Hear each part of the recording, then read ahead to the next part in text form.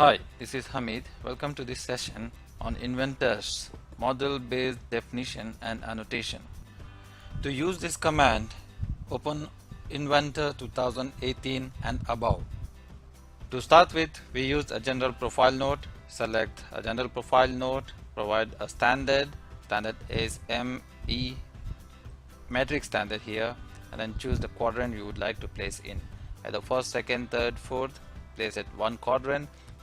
Here I'm providing all dimensions are in mm. After that, I'm going to provide a flatness on my model. So that could be a datum plane A with some dimensional values or tolerance values, along with some roundness at the edges there. Considering a datum A, we have another option for surface roughness. Just click on surface roughness available there.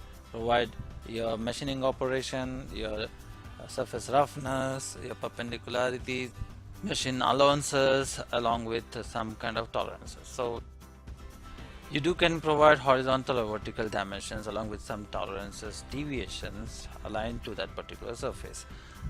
So there are some more things to come. Keep watching Acad Systems. Subscribe our channel, Acad Systems.